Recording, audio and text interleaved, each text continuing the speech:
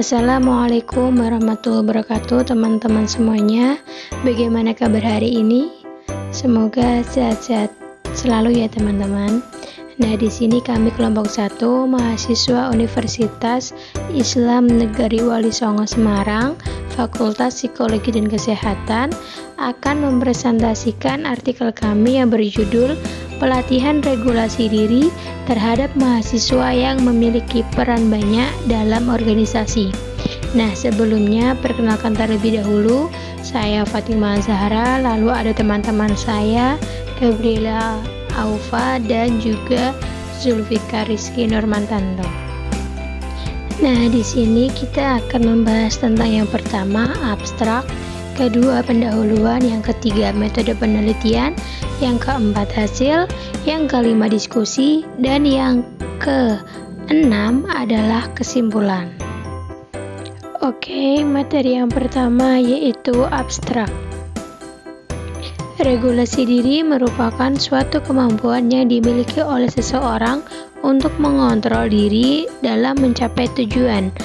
Nah, regulasi ini juga sangat penting bagi mahasiswa karena dengan begitu mahasiswa dapat mencapai tujuan yang ingin dicapainya. Dalam dunia perkuliahan terdapat kegiatan keorganisasian dan tidak jarang juga terdapat mahasiswa yang mengikuti lebih dari satu organisasi. Penelitian ini bertujuan untuk mengetahui bagaimana seorang mahasiswa yang mempunyai peran banyak dapat meregulasi dirinya dengan baik. Peran banyak yang dimaksudkan yaitu mahasiswa yang aktif dalam organisasi kampus dan mengikuti lebih dari satu organisasi. Penelitian ini juga dilakukan di Universitas Islam Negeri Wali Songo dengan menyertakan sampel 10 mahasiswa yang aktif mengikuti organisasi dan memiliki banyak peran baik perempuan maupun laki-laki. Metode penelitian yang digunakan dalam penelitian ini adalah metode penelitian kualitatif dengan tipe eksperimen dan studi kasus. Sedangkan untuk pengumpulannya yaitu menggunakan teknik pengumpulan data wawancara secara mendalam. Selanjutnya, hasil dari data yang dikumpulkan kemudian akan dianalisis menggunakan uji hipotesis dengan menggunakan purposive sampling dan terbukti bahwa terdapat perbedaan cara regulasi diri terhadap mahasiswa yang aktif dalam beberapa organisasi sebelum dan sesudah diberikannya pelatihan, di mana subjek yang diberi pelatihan memiliki tingkat pengetahuan cara regulasi diri yang lebih tinggi dari sebelumnya dan dapat mengetahui kelebihan dan kekurangan pada diri subjek tersebut. Nah, untuk kata kuncinya itu terdapat kata pelatihan regulasi diri, mahasiswa, dan juga peran banyak. Baik, selanjutnya yaitu pendahuluan.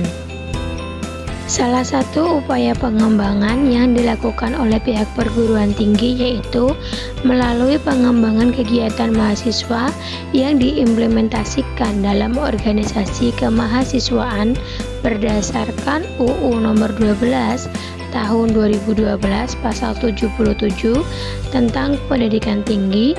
Organisasi kemahasiswaan merupakan organisasi intra perguruan tinggi yang memiliki 4 fungsi. Baik, selanjutnya yaitu 4 fungsi perguruan tinggi. Yang pertama, mewadahi kegiatan mahasiswa dalam mengembangkan bakat, minat, dan potensi mahasiswa.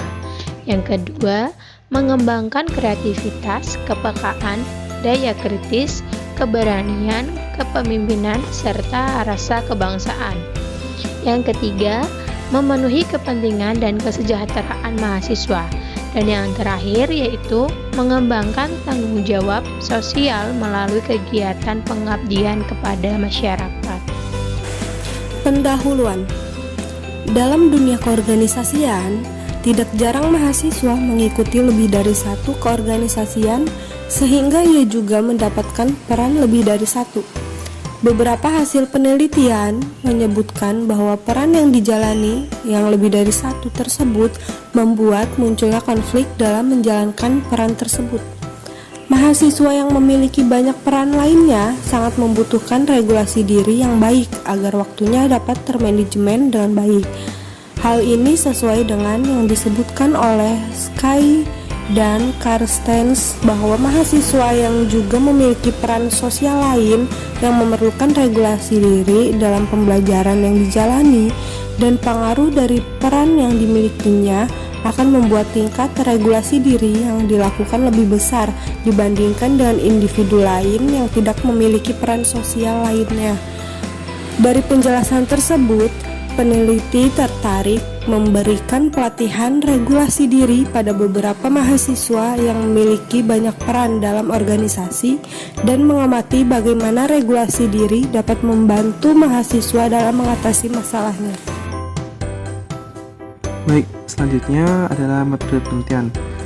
Metode penelitian yang digunakan dalam penelitian ini adalah metode penelitian kualitatif. Tipe penelitian yang kami gunakan adalah eksperimen dan studi kasus. Pada pemilihan subjek penelitian sendiri dilakukan secara purposive sampling, artinya menggunakan beberapa kriteria yang dimana kriteria tersebut menyangkut mahasiswa yang aktif dalam organisasi dan juga kuliahnya. Dalam penelitian ini akan dilakukan intervensi berupa pemberian video tentang bagaimana cara membangun regulasi diri dan pemberian pelatihan tentang analisis SWOT pada diri sendiri. Hasil dari data yang dikumpulkan kemudian akan dianalisis menggunakan teknik analisis konten, yaitu peneliti akan menguraikan data berdasarkan tema penelitian agar mendapatkan rangkaian data yang paling umum. Hasil dapat diambil kesimpulan bahwa subjek pada penelitian ini didominasi oleh mahasiswa dengan jenis kelamin laki-laki berjumlah 7 mahasiswa. Hasil dari wawancara dan analisis data membuktikan bahwa terdapat perbedaan cara regulasi diri terhadap mahasiswa yang aktif dalam beberapa organisasi sebelum dan sesudah diberikannya pelatihan, di mana subjek yang diberi pelatihan memiliki tingkat pengetahuan cara regulasi diri yang lebih tinggi dari sebelumnya dan dapat mengetahui kelebihan dan kekurangan pada diri subjek tersebut. Baik, selanjutnya diskusi. Berdasarkan hasil penelitian yang dilakukan, ditemukan bahwa beberapa mahasiswa yang menjalankan multiperan dalam organisasi dan kuliah memang mengalami kesulitan di awal memulainya. Walaupun sudah berusaha untuk melakukan manajemen waktu, ternyata tidak sedikit dari subjek yang kami teliti tetap mengalami kesulitan dalam menjalankan perannya. Hal ini bukan sesuatu yang bagus, mengingat multiperan tanpa adanya regulasi diri dapat menimbulkan adanya konflik peran dalam organisasi dan kuliah. Ya, selanjutnya masih dalam lingkup diskusi, yang ini temanya regulasi diri ya, sesuai tadi analisis kita menggunakan analisis konten. Setelah pemberian pelatihan regulasi diri berupa pemberian video pelatihan dan analisis SWOT terhadap diri sendiri, kemudian peneliti melakukan wawancara secara mendalam terhadap para subjek. Dari keterangan yang diberikan, subjek mengaku mendapat cara baru yang lebih efektif untuk lebih mengoptimalkan waktunya dan melakukan regulasi diri dengan lebih baik. Individu yang mampu menguasai diri dapat menyelesaikan suatu permasalahan atau tuntutan untuk mencapai tujuan. Menurut Coleman dan Marcus ya. Pelatihan regulasi diri terbukti memberikan manfaat bagi subjek sehingga subjek diharapkan dapat lebih baik dalam menyelesaikan masalahnya sebagai mahasiswa dan aktivis organisasi di kampusnya. Kesimpulannya, subjek pada penelitian ini didominasi oleh mahasiswa dengan jenis kelamin laki-laki berjumlah 7 mahasiswa. Pada beberapa mahasiswa yang menjalankan multiperan dalam organisasi dan kuliah memang mengalami kesulitan di awal ia memulainya. Walaupun sudah berusaha untuk melakukan manajemen waktu, ternyata tidak sedikit dari subjek yang tetap mengalami kesulitan dalam menjalankan perannya.